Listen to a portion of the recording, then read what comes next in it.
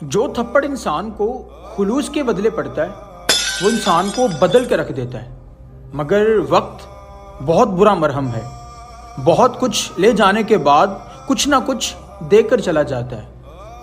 اور جب لفظوں کی گواہیاں کام نہ دینا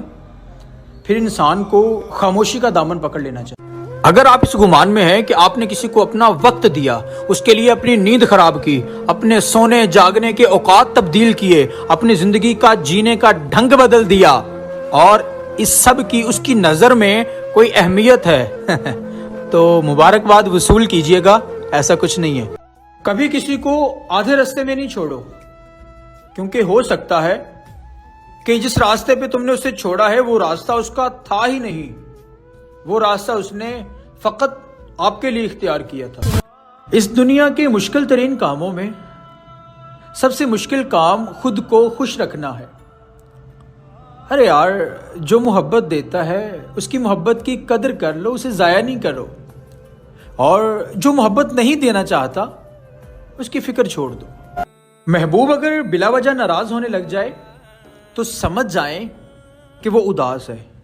اسے آپ کی محبت کی ضرورت ہے،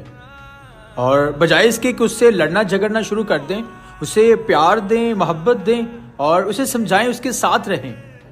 تاکہ اس کی اداسی ختم ہو سکے۔ اچھا سن کے غصہ نہ کیجیے گا، عورت کی دوستی عورت سے ہی جچتی ہے، مرد کے ساتھ تو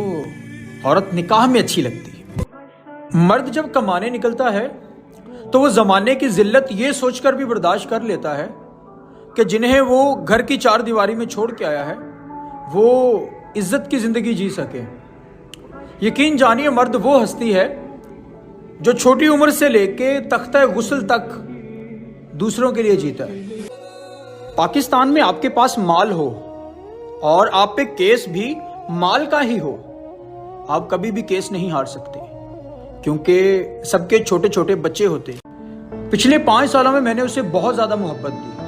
اس کے لیے وہ سب کیا جو میں کر سکتا تھا، اس کی ہر بات کو سر آنکھوں پہ رکھا، اور یہاں تک کہ اس کے لیے اپنے آپ کو، اپنی ذات کو فنا کر دیا، لیکن آج میں اس سے اتنی ہی نفرت کرتا ہوں کیونکہ اس نے میرے پیار کی قدر نہیں کی، محبت کے نام پہ مجھے دھوکہ دیتی رہی، میرے سر کی جھوٹی قسمیں کھاتی رہی کہ میرے علاوہ اس کی زندگی میں کوئی نہیں ہے، اور میں جب بھی اسے شادی کا کہتا تو اس کا یہی جواب آتا کہ گھر والے نہیں مانیں گے، گھر میں فلاں مسئلہ ہے، گھر میں فلاں مسئلہ ہے۔ میں اسے رو رو کے اللہ پاک سے مانگا کرتا تھا، تہجدوں میں اٹھ کے اس کے لیے دعائیں کیا کرتا تھا کہ یا اللہ مجھے اس کا کر دے یا اسے میرا کر دے، اور کبھی کبھار تو نوبت یہاں تک آ پہنچتی کہ میں اللہ پاک سے ضد کر بیٹھتا تھا، اللہ پاک سے گلے شکوے کرنے بیٹھ جاتا تھا کہ یا اللہ تو اس شخص کو میرا کیوں نہیں کرتا ہے۔ پھر ایک دن میں نے غور کیا تو مجھے سمجھ لگی کہ میری دعائیں کیوں نہیں قبول ہوئیں، کیونکہ اللہ پاک قرآن مجید میں سورۃ النور کی 26ویں آیت میں فرماتا ہے کہ پاک مرد پاک عورتوں کے لیے اور ناپاک مرد ناپاک عورتوں کے لیے، جبکہ الحمدللہ میرا دامن پاک ہے، تو اللہ پاک کس طرح ایک ناپاک شخص کو میرے نصیب میں لکھ دیتا ہے۔